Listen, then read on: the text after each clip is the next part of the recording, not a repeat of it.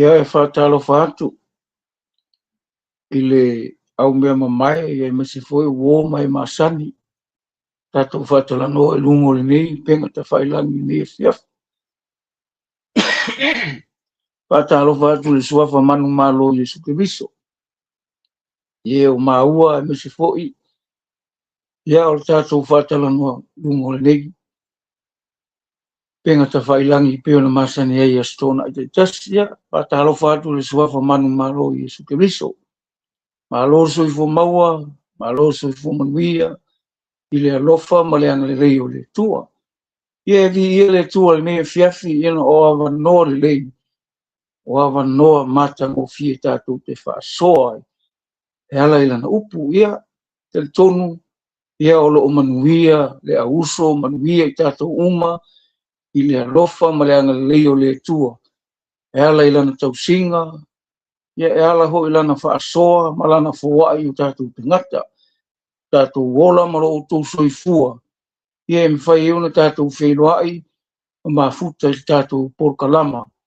Pei ona masani ai ia, whātalo whatu ai, i au auna le tua e masi fōi o wō ma me mai masani ai. Ia e masi fōi le tai o tātou porkalama. O whine a whina ia, whātalo whatu le suafa, manu malo Yesu Keriso me fiafi ia tari tonu.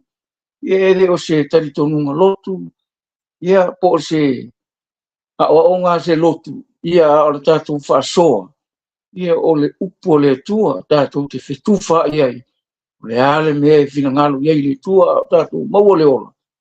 Ia ma le soifua manuia le neira o langi tātou iai, ia a o le nei mafutanga po le nei whaatalanoanga, ia o se tāpenanga, ia o se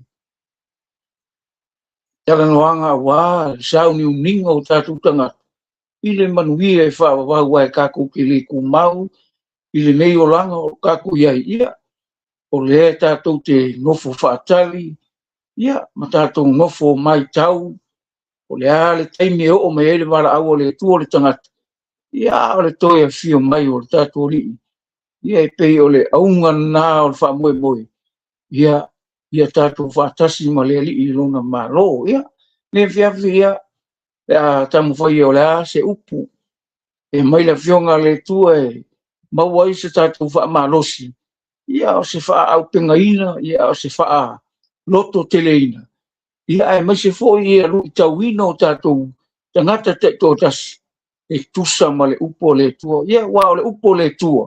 Ia ua wha ali mailo na finangalo. Ua wha iloa mailo na finangalo e ala i na upu. E tau tai ei mea uma. Ia ua o le upo lo iai le ola. O le upo lo iai le manuia, o le upo lo iai le sautonga. Ia o le upo fo ia le tua. Ia o ai tākou wha tonu ai tātou wha maninu ma wha malamalama ma wha sao ai. I le ami o tonu o le tua. E le ai asesi mea moana o le upo le tua. E manino, ma mautonu, ma sao loto, ia ma fi ma li ai mea uma. E tuso le finangalo le tua.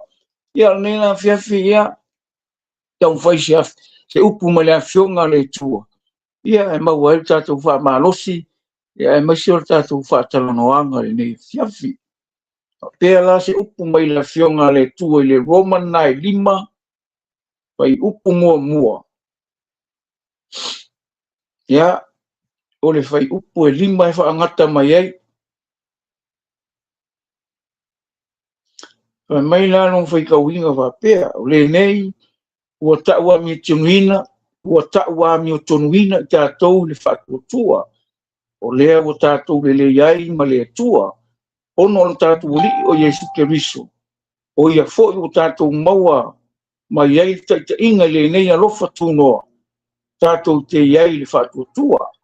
O lo mita fōi tātou ma le whaamoe moe i le manuia mai le tua.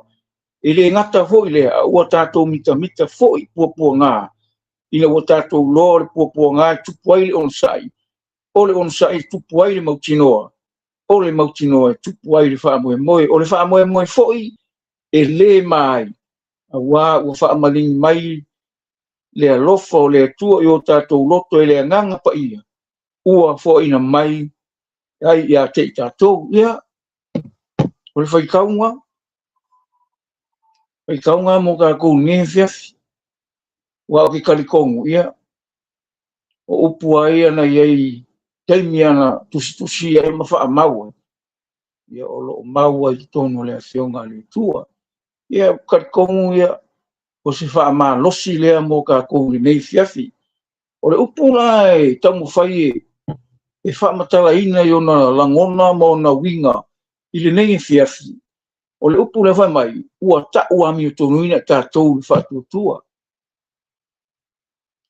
Ua ta'u ami o tonu ina i tātou i whatuatua.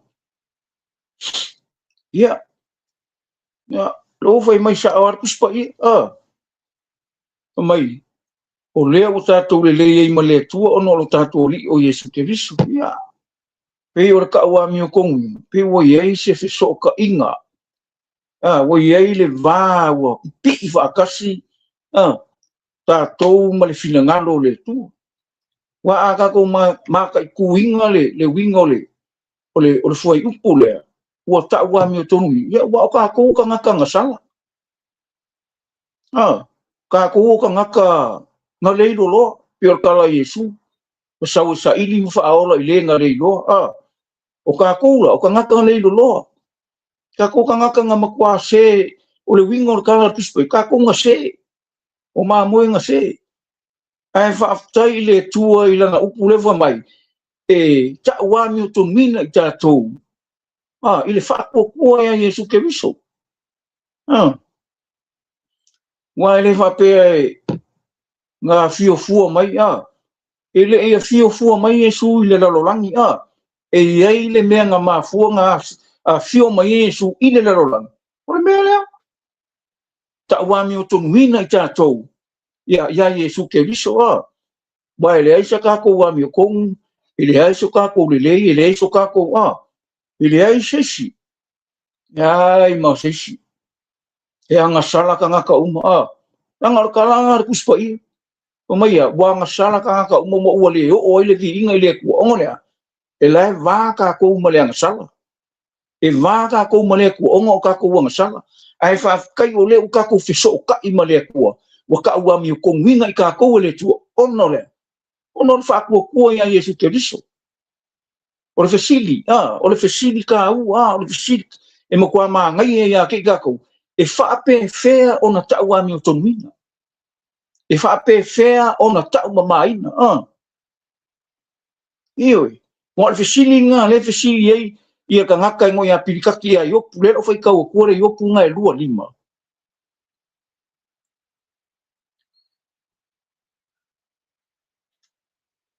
Ia. Alonga fai upu lai whaiva pe. O le nei, pe wha pe whea o na taua mi o tonuina te ngata i lumo le tua.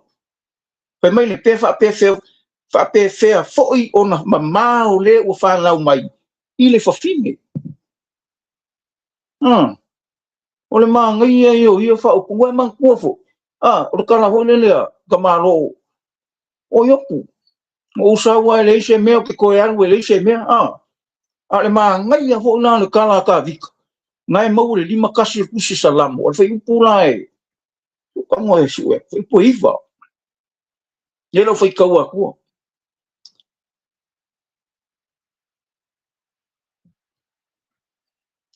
fa mai le ye lo fai upoiva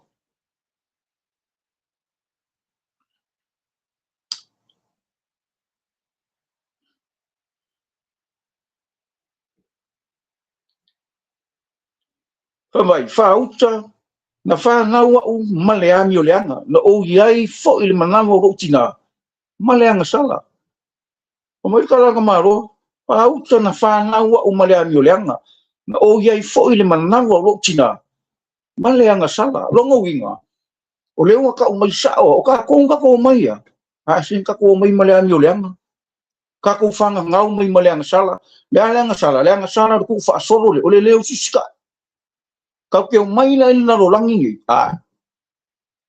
wa le anga fai aka ku ale ma ngai na le fa singo mai paulo o kusi le ro mo na ta upul fa mai Leo fai mai sawa ia Paulo le kusi lama. O le nei o taua mi o tonuina tātou whaatua tua. O le o tātou le leia i ma le tua. O no le tātou ri o Yesu Keriso. Ioi. Kua māngai Māngai aisia, langa e kau kei loa i le anga le leio le kue a ke kako. Ioi. Le anga le leio le kue a te tātou e ala ia Yesu Keriso. Kako ke le rei, kako ke le ako, kako ke le ai se mea e kusa. Ai kako ma le fina ngalo le tua, le fina ngalo le tua. Ia ka ua mi ko nginga kako lunga. E mo mie kako le li. So ska ngaka soifua le olanga ngi, so ska ngaka e ola le soifuanga ngi. Ta tau te mana o mia le ri o Yesu Keriso. Ioi. Kako ke mga mia asia. Langa o hio le mafuanga, o hio le lenga, o hio le wha mainga, o hio le wha manga roinga, o hio le wha saoro koinga. Mai o ka ngaka mai le ang sara piong whai mai ka. Kei minga ang sala i ka vika le upu. Nga o iai le manawa o lo tina, ia mi o le ang. Nga o wha ngau mai, mai lo tina, le mangawa o lo tina, male ang sara. Le arau whai mai o ku wha pe whea la. O nga kaua mi o taua mi o tonuina tangata i lumbo le kua pe whea foi o na wha mamaina. Le ua wha ngau mai i le whawhine. Ia ka ko fika ia. Me nganga ringa fio mai e sula rangi ia. Nga wha ngau mai le. Ioi. Wha ngau mai a Maria ina ia. Ia, warkala ngar kuspa ia. Sawea. Wha ma ngalo le ana sala lala. Ele isau fua. Ele ia fio fua mai e su le laurolani. Nga fio mai. E wha ma ngalo. Maka ua mi o konguinga i ka kou luma o le tua. E ala ilo na alo Yesu Keriso. Ioi. Ia lefo e mole mau ai Roma. Pa ngai e fo i e whamai. Whamai o le nei o le ai se whaasala i e o ia Keriso. Yesu o e le sawa vadi la le tino. Ai la le anganga. Mangai. Le se whaasala longa winga. Ka ua mi o konguinga lo ka kou e ala ia Yesu. Ia. Longa winga. Ia e le koe le koe se whaasala. Le koe se kusi lima. Le koe se whaamasingu le koe se whaalumba le e fiu wanga ka e whai o e a whai wa umunga whaamanga roinga e Yesu o mga sala i loka lio Yesu e whai maariwa. Ia, oma. Le koe se whaasala. Le koe se si mea ka ke popole e fiu wanga ka e whai o e fiu wanga ka ua iai li whaamanga roinga le tu ia ke kako ongo Yesu Keriso. Ioi. Ele se ser kalanga. Ele se ser upunga. Ole ufai mai sao. Ole nei. Ole ai se whaasala. Ye o ia Keriso Yesu. O ele sa wawani la le tino. Ai la le anganga. A wā o tūla whono le anganga. Ole ora. O ia Keriso Yesu. Ua tūsang noa mai le ia tiau. Mai le tūla whono le angsala. Ma le oti. Kusang noa ka kou kūla whono. Nangar kūla whono. E ilo ai lea. Le angsala. Ioi, o le fesili. E mwhai e kūna whongo whama ngalo langsa. O le fesili nga, e le mawhai. O le kaini e ke sori e kūna whongo. O ai lela e wha moe moe. O ai lela e manga umia. O ai lela e hanga ie. O ai lela e la e kakaro. E ke kakaro ia Yesu nanga o Yesu ngasau. Ngakea, ave ese le anga sala lalulang. O le kaua mio konginga nga kako. Ngai e fiafi o le whaamanosi. Ioi, o le upu whaasoa le ngie fiafi. O le tauami o tomuino i tātou. Ioi, aisea, langa o le whinga ngano leo lea kua. Inga ia, ka uami o konguinga i kākou. E ala, ia Yesu, kako di ima kako whao. Ia, ia i fo imo meo. Leo ka ngaka fiami o kongu. Ei. O le kau ke whewa ima kako wola lalulangi. Alai kongu kuspa ia. O la fo ia ka ngaka e fiami o kongu fo ina kongu o la kua. O la kua la ngonga mo la kowi. Ale mangai ala upo le kua. nga ke fa ilo ya ke ka ko nga ke fa mangingum fa malam ya ke ka ko le me ka o le ami kong Malaysia ami kong ya ma le lo le o le me la fa me Yesu wa umi le ya se su me su wa le yoi ai fa ka ula le me nga le fa me le luka nga furu vangu wa le o fa ka wa ko nga furu vangu e poiva ka furu fa le o fa ka wa ko ma ngai e o ngai me mai ua fetala ia fo o ia le nei fa o to nista ngata e na fa tu ya te ila to fai ua mi o tonu ai fa le au nga ina nis io e ima nga ku fa pena e fai ua mi o kong ai fa le au nga is langa le menga le ku pula langi le ka i mo mga ko ka nga ko tingo uso le ka kala ngoa ku le ile alofa tu no mo le mangui o le ko ala langa mi o kong ka ua mi o kong ai ka ko ia ai fai mai fo i si fa mai ia ngale o le nga o Yesua e ta wa mi o to mina i ka ko le fai mai na wa e ile manu tangata to lua te talo o le farisei o le tasi al te lona ni tasi tu la i farisei o te talo le mu atu nei up le atu wai o te fa tai atu ya te oi ina o le pei o si kangaka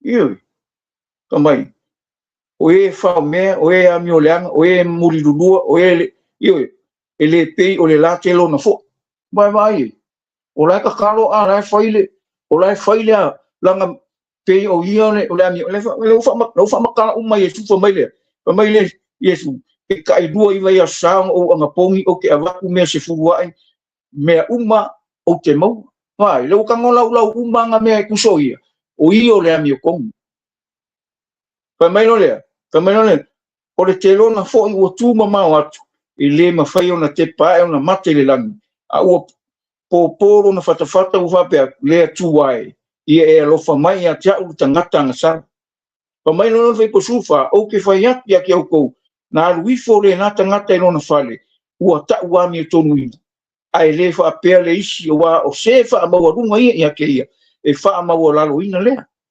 a o le fa ma wa lalo ia te ia e fa ma wa runga ina le ia wa nga le mo fa ka fa ma wa runga nga mo kali ya fa ro kanga mo kali ya Yesu ele mo fa e se ke ngai tanga ka fa mo runga male lo fa tu no le tu le ala fa mai sa o Yesu le va mai pa mai ka le ku ai o ke fa ka ia ke oi ino o le pe o si kanga o e fa me o e mi o langa o e muri lua o e le pe o le la ke longa fo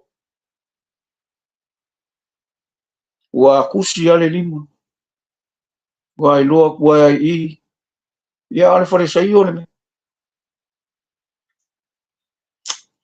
o le winga o le kako mka upu ngai e fiafti ua ta ua mi tomina i tātou e ala i le whaakua i a Yesu lo tātou ni tau ke le mawhaia se mea e kusa o le kako poko ma le kako loa a o mea uma e kako ki whaalongolongo ia i le li ma kako wawa ailanga upu o le akua le whaafia ami o kongu na ne kupungi lai a maku ole mangui o le kue ala i langa mi o kongu ma le whaalokanga Yesu ala i whai mai o le yo o nganga kamanga usoe tua whaafine ta maa ai maisio nei tina i le ka ua mi o kongu inga ka kongi ka konga ruenga i whai ioi e o whaakasi nga ruenga man whaakukua aro whaakukua la ia Yesu le ke viso ai manga o e kalia Yesu ia e ke whaakukua ie o faila ka kingonga i kalia o e sia inga ia e mauale le ka ua mi ko nguinga i le vape e sau fua Yesu a fio fua mai Yesu e a mai le faro kanga inga ia ka ua mi ko ngunga ko ai le se nga wenga ka ki fai soe e ka kau nga ka ko ka kingo i le li o le nga fio mai sau ya inga ia ka ua mi ko nguinga ka ko ai le fa sala inga ka ko yo o le manga ia i o upo le kua langa le upo le kua a fai ai mea iyo le upo le kua ka ko kere e vai mai le pelusukas mai le punga ko o le fatu tua o tato lo ai na faia me uma le afionga le tua na le faia fo I mea wa vaia I mea wa le anima yo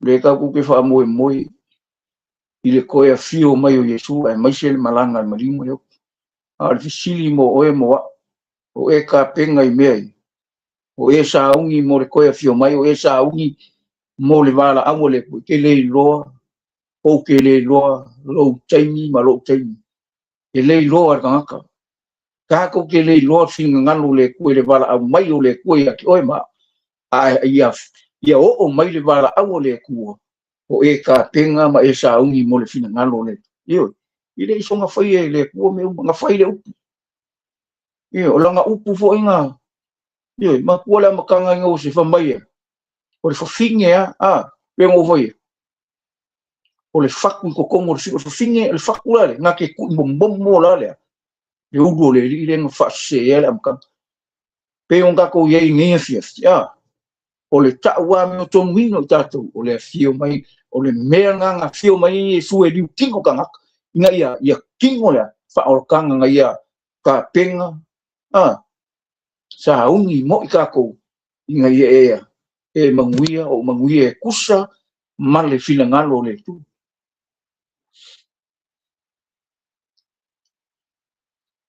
e la foi ko ko maule mangi hui pa ma rosia ko ni fies o mai le roma nga ko ru foi por fu a waile ta wa mi to nuina se tangata to tasiona luma I nga wenga o tula fonu a wa o tula fonu e I lore le ile amsa ia le fa pele a ngala ele a ngar kula fonu le ai o kula fonu o kai kama na ke kai ka ko ia Yesu ke viso a e ola kula fonu e ke le ola la e ke le ili fatu tua ngai ngaka o I kula fonu e ke ola ngar wenga kula fonu ai ola lo le fa ko wa pasila mo e na le kula fonu ai wa e ai le meka o le fa ko asia wa ai lo tadi tonunga wa ai lo mautino wa ai lo fa mo e moenga ma ai ya ke o le mausali o loa o le o mai o le nganga o le kue aki ka ku io o kai kama kai ka ia e ke olo na ia Yesu e ola I le fa tua asia na mo le fa ku kau ke loa ai le alofa le amiotonu o le fa maongi o le saortonga o le filemu kau ke lo le ia asia ua maliu mai Yesu I le lalolangi sau inga ke fa sao loko le lalolangi anga sawa io e mangai an kuspaia o mangai an kuspaia nga ke au mai sao ia ke ka ko le mea la fina ngalo I le ku pa mai me mo le upu le a yoangi pa mai a o ina tou uma o ena talia o ia ma fa tua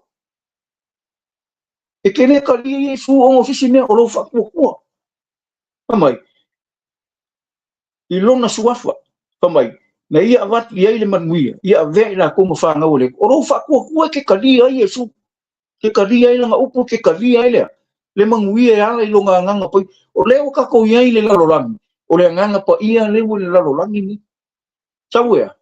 saue mo li mau le anga sala saue mo li mau fa msimonga saue mo li mau le ami o tum ai fai kau ia le yoangi skuru wongo fai upo e ban nai mangiu fa marka le fai upo e me le au nga pe au le abuesi nga le abuesi ele mangiu mai ile so soangi o le so soangi le nga ke fai no nga ko le me ke manguia le me ke sa loko ai le me ke kau ko ai I le ola e fa va po le ma lo le lu fai mai o ina to o ina te lia o ma fa ko le fa ko ke ka lia ai ma lo ka ko ma lo fa mo ma lo lo ma le mautino le me le ne ke fai ko lo fai a ku ngai fa pe a me le lo le upu ko ka ko o nga ka ko ai ka ko sao ele me o lai fina ngalo ye le ku mo ka ua lone oe ma o lea, o le whanga, o le koe ora nei lea, I lea ngasala, a ua ora I le whakua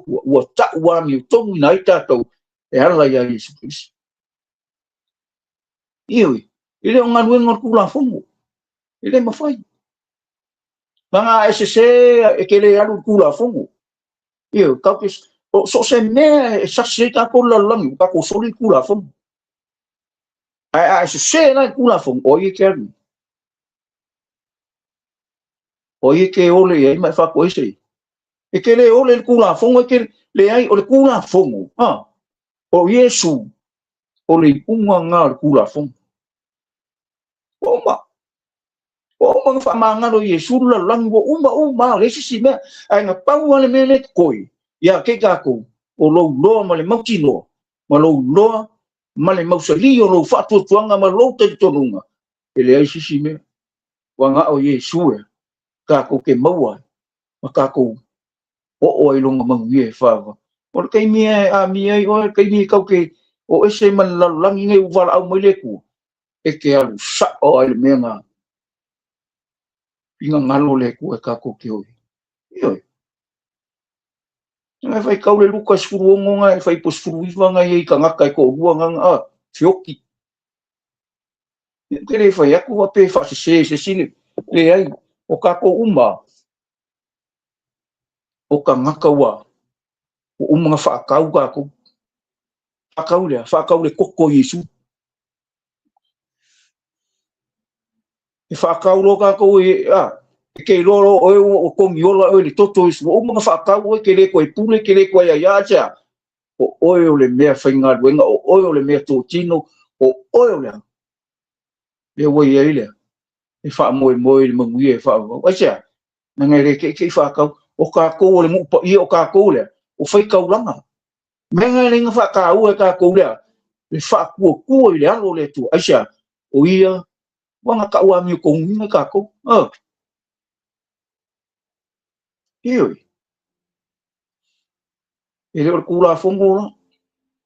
A o lea lofa tu no le tu. Io nga whai mai le iwangi. O lea lofa tu no e wha popo lea lofa tu no. Longo I. A kako se, a kako sas. O la iai lea lofa tu no le kua te ningi. E le I kapungia lea lofa tu no le tua. A ia I loa ma le mokingo. A le I o mai le wala au. Ia I loa le wikinga. O lea lofa tu no le tu. Le mea maua fua. E kau ke maua fua e langa e reisi kako wami kong. A ia I loa la. Ka penga, ma I uskai, kako whaia, le mea e whina ngalo I le tu. E le pule kako. O le kaimea kau ke karia I le li o le ola. Kau ke le pule ia ke kako. Esa, wa whasa inga kako, whakwa ia inga. Ioi, langa leo ka wami e konginga kako. E kuso le whina ngalo le tu. E kau ke le o, a sesi me. E la whaika ua, kua le mea maa ngai ei. Uso le mea le. No. E whai mai a paulo le. Le roma lewa. Mera whai kaua kua maa ngai e.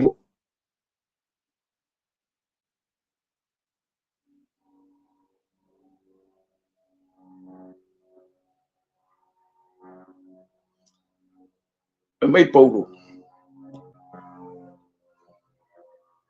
Whai mai. Wa o e na sila fie e ia na mua. Na ia tō fia na mua foi. Ia fōlinga I la tō ilona alo. Ia fōlinga ia te ina ia avea o ia mauru matua o le au uso e tō tele.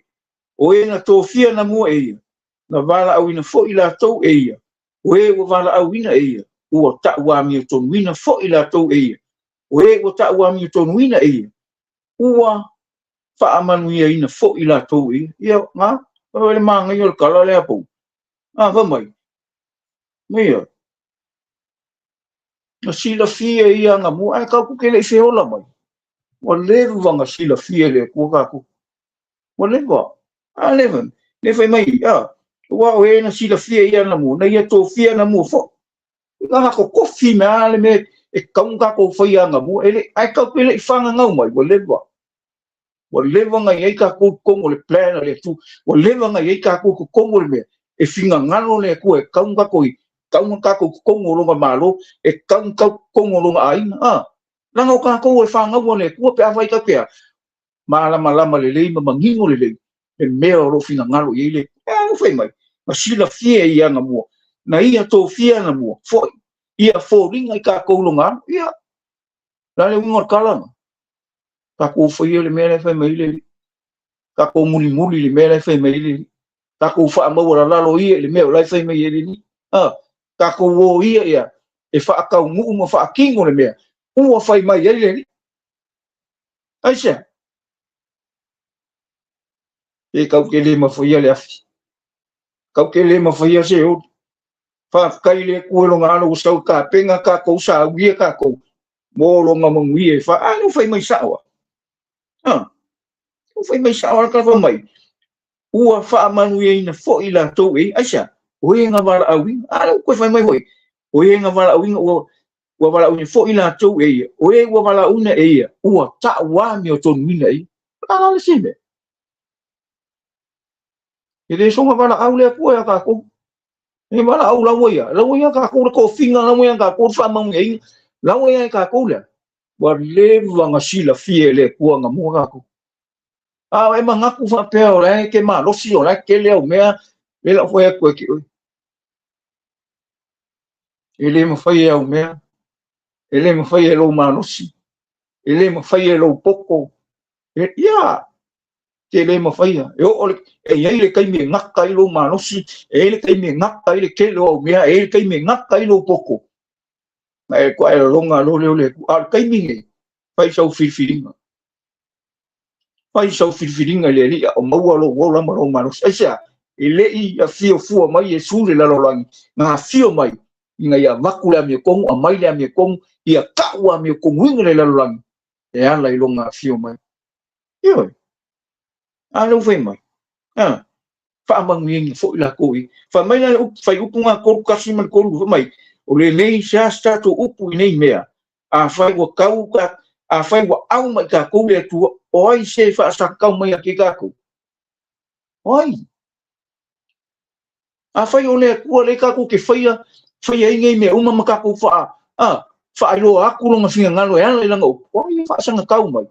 Kako kele o kalango se nganga o se loku, kako kele o kalango se nganga se perfeka, po le hana ko inga, le a ko inga me o lo kupu i leo langa ngi ma leo langi, o lo kako whailoa Yesu, o lo kako whailoa nong finga ngalo, maranga mi o kong, mai siranga whaal kam, e ufai mai, o ai lai whasanga kau, o ai e kusi mai longa lima, o ai e wisa mai, o ai e whai mai, o ai fo, e ke mai, ai ufai mai, o ai e whasanga kau mai, ia nga le kua ia fa mang via le kua ia iai le upo le kua so se loko so se mafau o le lo maka ngi po kala manga ia lo wa nga o Yesu ta wa me tumi o le va masila fie le kua ka ko o le va o nga mu o le va ku kofi mai ka ko ai ka ko ke le ifanga nga o le va ai vai ka fo le mu pe ke le maka up mu la fo isa wo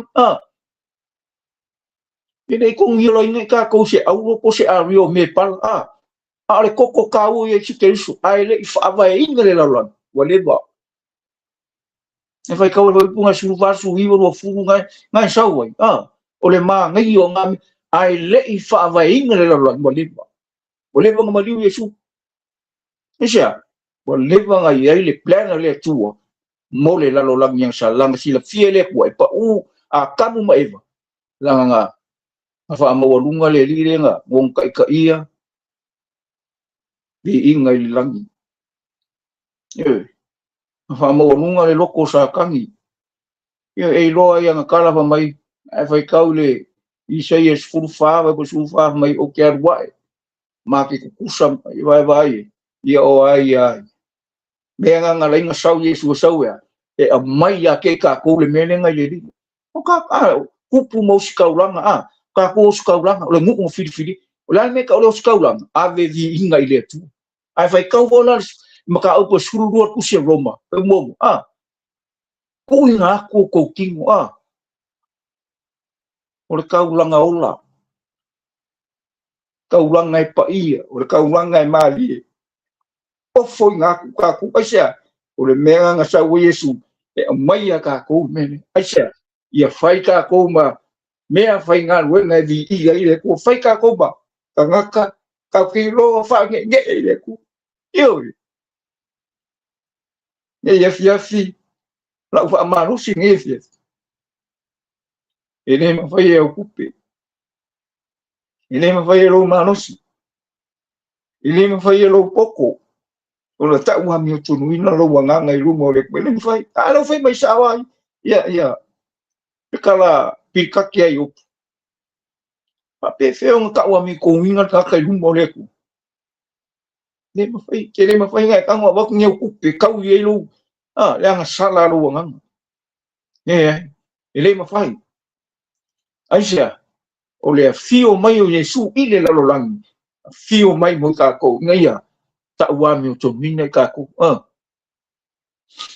pe mai ka vai upunga e ko rua pa mai ya o ia lama sana le fa sa ina lo na lama aro au tu ina mai o ia sui e ka ko malava ile fo ai fu mai e ia te ta to me malava fa tasi mai e sia ska ko me o ia nga suia lo kuranga la wa ia lo ngofo ka usamaanga la wa ia le me ke ngofo ke mi kausa e fai ka usamaanga ka mai mamo ke me ave e ka ne sia la wa ia lo ngofo o mga sui o mga ka wa mi ko nguinga ka ko o fo ila o nga ko kofi ka ko pe nga ko foi ka ni la wa ia ke o to finga la ko finga e ke ia ke mi ka usamaanga ka mai mamo Yesu o ke le ko ing le fu ngai vinge se o wingu fa kasma ko ile winga fo ile malolo kama kai no fa mon kuma mala uso ka ke fa mangaku ka ke fa ai lo pele mele o lo na tino o le me ai moni o lo na toto le me ai moni ka ko ke fa mangaku wa le me voi le nga se ka ia yu ka ia mal kelo nga mai fa fenga mai le kingo nga kan fa fenga mai no ko ka ko ke fenga ele o ia ke ila ko le ngang o upu o fita lenga le io o le ave ko fa akuse Yesu no kingo ka ku ke ai asia ni ia olo ka ko kingo longa kingo ma kingo pa ia kingo le ang sa o longa koko fo o le fe ngai fo le fa mai o lo koko o le me fa ka ke fe ngoi ngai ia fa ma ngango fa ma fungu e kwa ko ngaka ide nganga me nganga pinga koe a makai koe fise kai mangako ka ngaka isara elu ya Yesu al me sawa o le nganga o fika lenga Yesu le la ka ki fai Yesu sa o sia so sa o si e ka le sia ngal kasi masi o si e ka le sia lau ke fa ki ngol me le i masi nga kai ia so sa kai kasi o masi ai sia ia nga ai le kingo ele va pe malolo ai le kingo son ke le ai lo le sia so ia longo winga la na wa anga pongi longo winga wale ai na no ki wale la ai no wanga i o le mangai fo i o le me ai ngai ia tupu ai le mi tongo le tu ya ki ka ko le me le nga pongi o se me ka u ke ai sia la ngai ka ke lo ai wale ai la le kingo o ka si la le nga ngai le upo le ku ma le me o le ke manga o ko le ku se tango mai le ku e fa mangia oi fa ai lo ya ke oi ma mai le karifaria io i lo le anga pongi fu ngale le mai kala puspa ie e ku ie le lima ma le vai le ai e misai le o le anga pongi o le me le loises o le me fai ai le fina ngalo le tu fai kau le sei e lima valunga e ma ngai ho le mai e sei o wingo me ka ku ke lo ai le mangi o ka ngaka o le ku ka ngaka wa ua ta wa mi tu wina wa ua iloa ma le manino le fina ngalo le tu eu fai mai sa eu fai mai sa mai wo tu ina mai o ie sui e ka ko malau e le fo ai fua mai e ia te tatu ia o le fo ai fua langa o le mea e le fa peke haru fai sa unga ruenga e nei o la unga ruenga o lo fa kua ma lo wola fa sainga ma le mea nga lue mai e le nganga pa i o le tu ya ke ka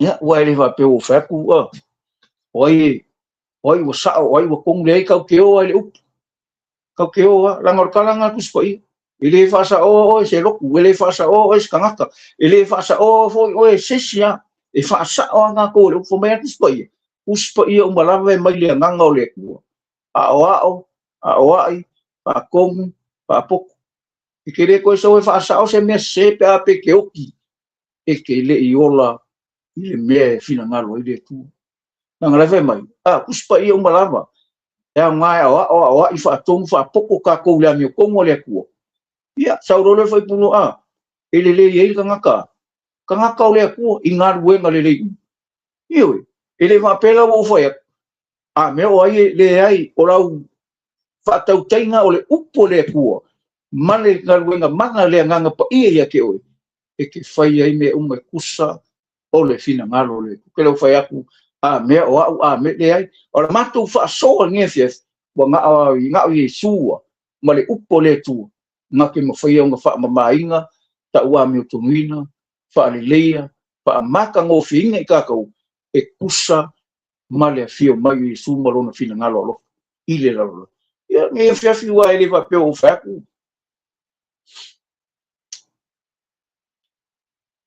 me o ia sa o le upo e fa sa o le upo e fa tonu ai o le upo e fa le ai o le upo e fa mata ngo fi ai o le upo na te fa mai nai tatu e fia fi ia ele va pe o fa yaku mea o ma ko sa o ma ko nga de ai lo soifua le tua o lo sila mai le tua o lo fa fonga mai fo le tua kusor ka ko fa so ni fe ele fa yakula me o ko le anga me ka ko le ai o tatu fa ma lo si fa kas ia ka ko ka penga fa kas wale man wi o ka penga inga sa ni le tua mo ta ko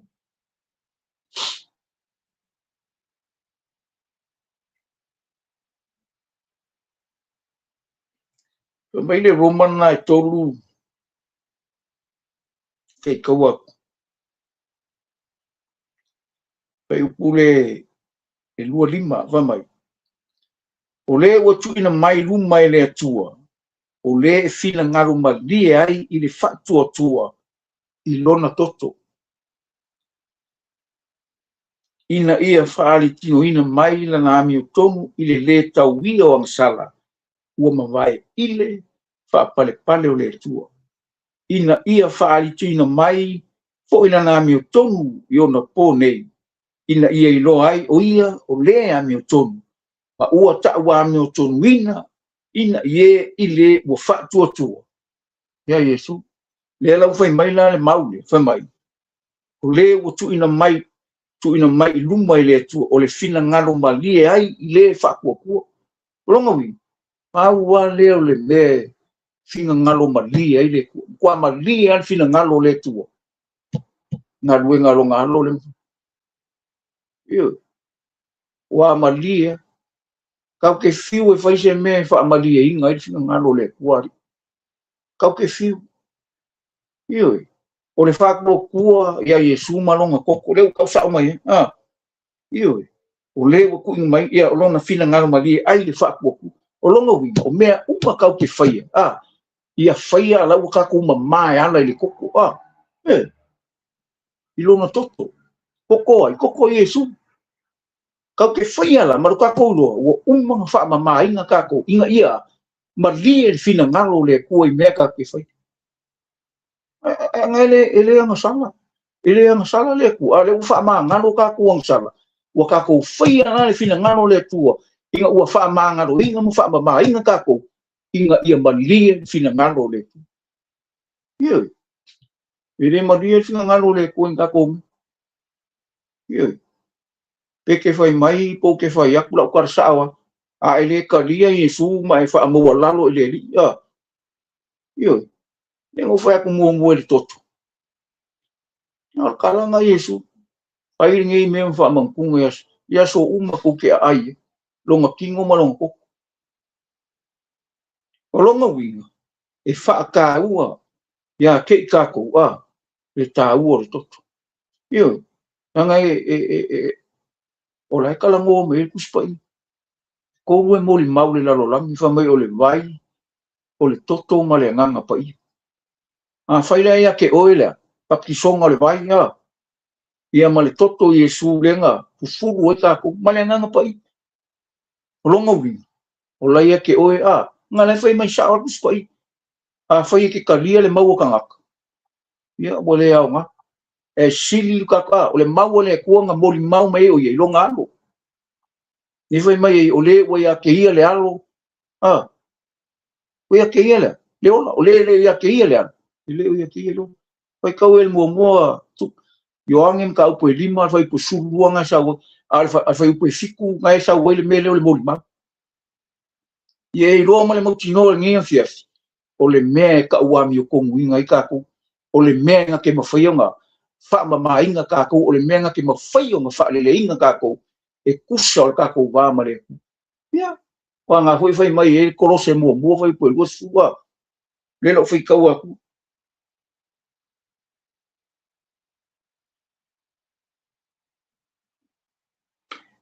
fa mai wa o fina ngalo tama ia mau tonga te ia le tumu ato to ina ia fa le e ia o me umalava mai na ia lele ia te ia lava i le toto lona sa tau o mea i le larolangi a toa ma mea o ina iau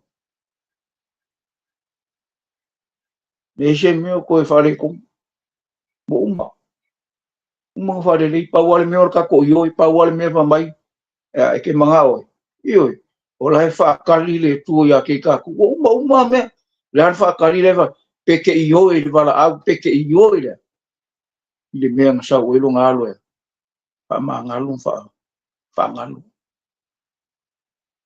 kako wha maa losi nge fiafi ia e loa lo ka ua e le loa lo ka ua ke le malamalama le upu e malamalama le upu ma e malamalama le mea ngasa ai a fio ma Yesu e ke loa le leia lo ka ua i lumo fina ngalo le tu io ka ua ka ko le la hoi vi ile fai ka ua faringa sfuru i wanga mo e sau o ingi ia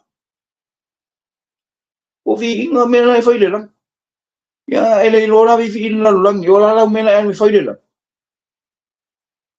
ka ko o ska urama ole ngu filifilia ka ko ngu filifilia ole ngu ole malama nga kwa ofo ole po uri nga kwa ofo nga ile malama le wa ke ka ko nga lo ka ko fa ke le fuia se me pa ole me ka ko mo fai ole ka ko fa ko ko ma le yo ma le fa mo la nga ia saule ko e sui ka ko ile mo fai nga sui o soli ile mo fai nga be se ile mo fai nga be se ro nga ku ile kingo ile mo fai na paua le me ke mo fai ai o lo fa mo ralo le ku ma ia ola nga upu ko kongi ake ka ku inga ia mama upa ia pa ia ka nga Yesu ma Yesu lo ka ma e fa pa ia inga ila ko lo fionga wa fionga upu mongi le ka ri kongu ngai fiaf ele fa ia fua ele ku ngai fiaf aisha e avaku le mangui o le ku ya ke ka ko ngai ya ka ku la monga se au aisha ele i sau fua le alo le ku ele i fua i fua i wa umba kala ngana i sei lima le posukas ole me al wele upo e alu mal mangui so se me al wele upo le ku e mangui ele i fua e fo i fu o umba fa mawinga le lo fatu no le ku ile la longo wi ele i sau fua Yesu ile la lo nga sawe sau mo e mo wa o kanga sa ka ko uma na nga fa me kuspai wa masala nga ko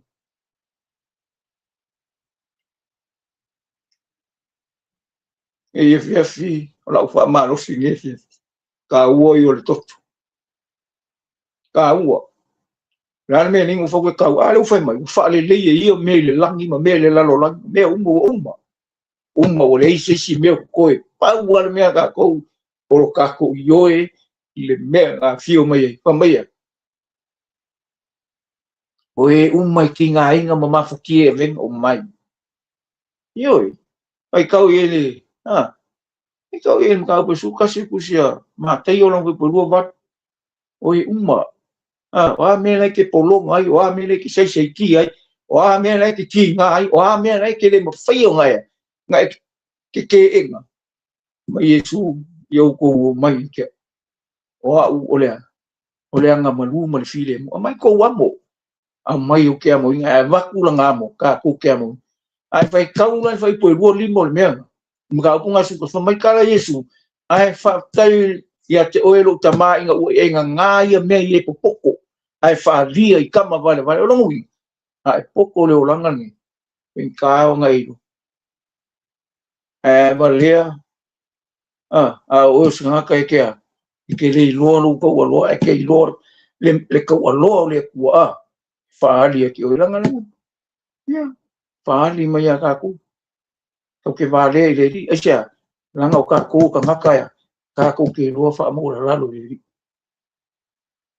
ki finga fa mo la lo se longa ke vale e mo ko ai lo o le ai e fiafi le fai mai sa o le fionga le tu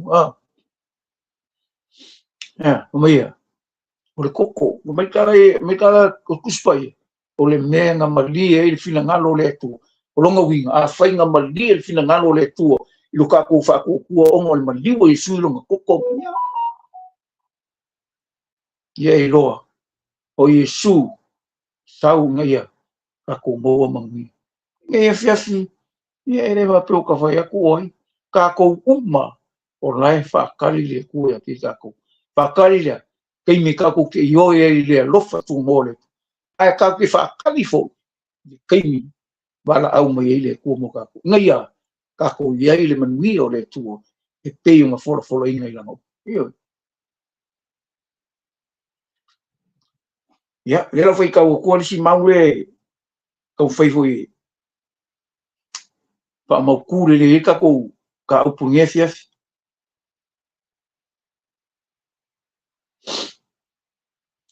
pe mai ka langa mo ko ni tum ka po iwa foi pa ka po ongo po iwa mai to ke le lo o e a mi o langa le fai mo la tu to filma lo le tu a wona I fa seina o to o e fai tanga me ifu ku pu me muri lua mai te watani mai fa so koma mai ngoi mai maka pe mai o nga mai na keli e fa o me e le fai mo la ko filma lo le tu sa fa pe fo inisi o to a ua ka ele o ko a ua fa pa ia inga o ko a ua ta ua mi o to mino to I le suafo le li o Yesu Keristo I le nganga foi lo ka ko ia nga le mo foi ka o mo ka ko ia a fai na ke le ka lia a fe ke le ka ele ke le fa ele pa ia o e kusa mal finga ngano le ko la ke ia ka banga le fe mai ko ke le lo e o le ami o le ele fai ma mo la ko le kofi e meneng o ka mo bon le mo kofi mai ka ko ele e ka pile fanga ngau mai io na sila fi le no fai mai sa fa pe foi nisi o ko a ua ka e sa ka ko ye mai mena ka ko fai le mena io o le nga sala o le ku nga ngau o le me le o le me se ale no fai mai sa fa pe foi nisi o ko sa ka ko ye mai me fai mai lo le a ua ka ele o ko ia ya ka ele pa pisonga nga yo ke fa kofu ese la pa pisonga yo ese pa pisonga le ngang pai songa la le ngang pai male upole ku ia nga e pa ia e mamalu e mamana e makaukia pa pisonga la nga ele ai se kangaka le ulanga ni ngake le mga ngi pa pisonga le acha langa ole manna ole tu kala nga Yesu awa fa kali wa mo o ko le manna pe io a fio mai le nga fai lo ko ma moli ma wa ka ke fio e fai ni me ka ko mar fai lo ko mo ma Samaria io kai Samaria se ia o ku ingo le wo ku ingo Pele lo po so a le mekas o ke lo e le so ai le ave se poko e le ave se manosi le ai o le mana o le kuanga ke ave kala le o le mana o le tuanga ke ave fa kanga o le mana o le tu nga ke ave le lo fo tu no ala fa mo ka ele o ko a u fa e ino tu a ua ta wa me tu wina ta tu ile swafo le li o yesu ile nganga fo I lo ka ko lo mo wi ya ma le nganga ya ke ka ko ne fiaf ya ele ese me fin ka le ku o le fa pe ingo lo ka ngaka o la nga ruenga nga nga fa mai o le fa tu e yai manga ruenga pe ngo ka wa me ko nginga pe la mo ai fa ka wi ele ka wa me ko nginga o manga ruenga o nga ruenga nga fa ma lo nga fa ko le ko e ame mo nga ka ko kasi a nga ka ai nga wa fa I loa I le ko e sa o nga loko e bongi nga loko le nga me o ia maka ma la fa ko fa ka e ka ki nga fa nga o ia ka ma o la fa ko ia ka ko wola me ka ko ngafa e ia lo ka ma e ia lo ngafa la langi e au ke me ke oki ia wo uma oi bole ko ali oi la langi ala ia lo ngafa au ka ma la fa ko ka ngata ngo ia aperamo lewa o ka ko wola fa ko o nga vele o ka ko a vele o le tur tama o io le ka ko ka ma nga o ka ko nga mai le ku io pe ka o ma ka po e iwa ko suru do re fa ka ko se pe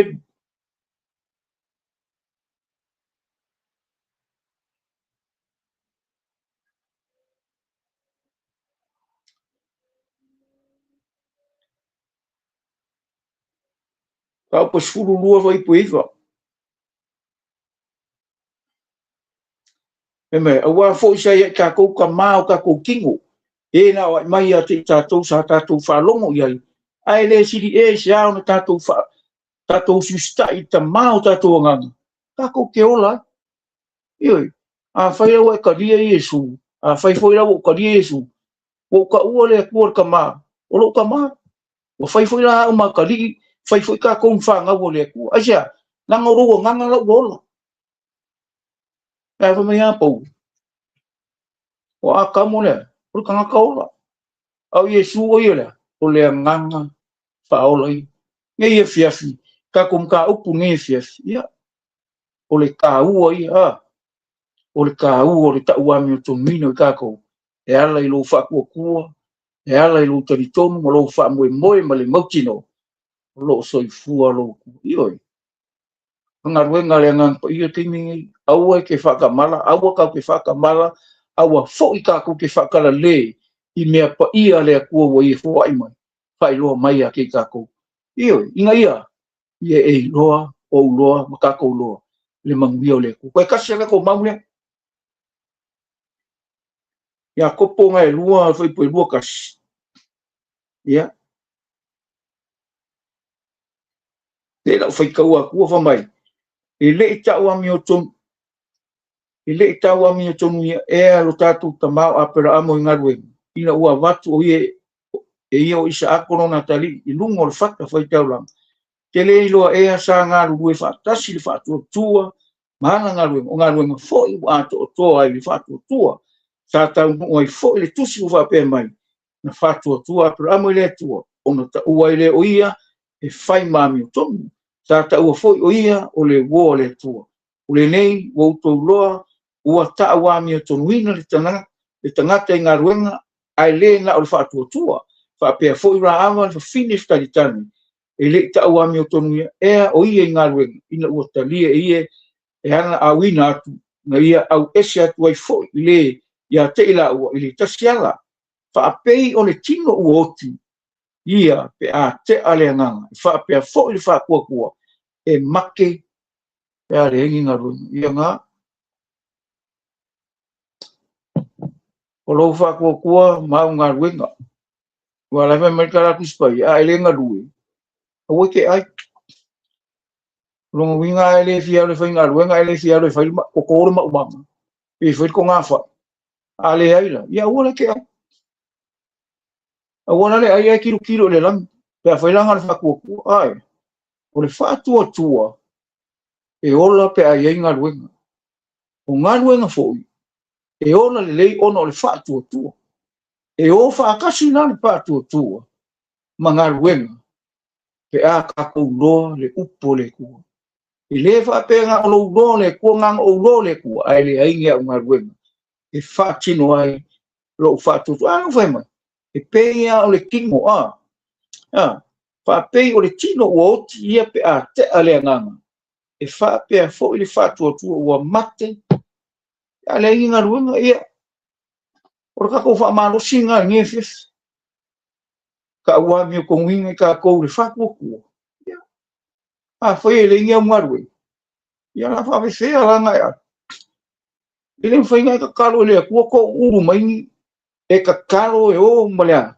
ngai ngoi manga lu inga ia ai le fina ngalo le tu e le mafai o nga ka ko lo le mangwi o le ku pe nga o le fa ku ai le inga lu nge fiafi ia o ka ko fa soanga e ko mo foi o le ase mea ua fa mangwi mai ka ko pe fa marusia ka ko o le upu nga le ku inga ia fai ka ko fa manyanga fai ka ko ma ka ngaka o lo ia le wala winga ma ka ngaka o lo umanga ma ko kofi le ku mo longa maru a wongi ngalo ia o le wang sila fiele ku o le wang ko kofi o le wang wala au le ku ya ke ka ko a o ka ko i ka ko le kali le wala au le ku ala i longa a ele ka dia Yesu wa ele fa ku o lo ka lia ke fa ku e ke ka kingo i le ri o le ola ma le mangi ia ngia fiafi fa manguia ka ko mafkanga fa manguia ho ia ma ua nei fa tala no am ai mai se wo ma o me mai ia manguia fo cha o tato programa i le tu fina fila o ko uma o lo fenga mo ngai ka ko fakanwa ia ia le le o le tua ka penga inga mo le aso ka ia wa fo se sia fa mangianga mai le nganga o le tua e cha i tongwina i tato e tusa malona manui ala ia Yesu. God bless you. Ia ngalilele tua ne fiafi ona Yesu. Amen. Jesus is the answer for the world today. Above him there's no other. Jesus is the way.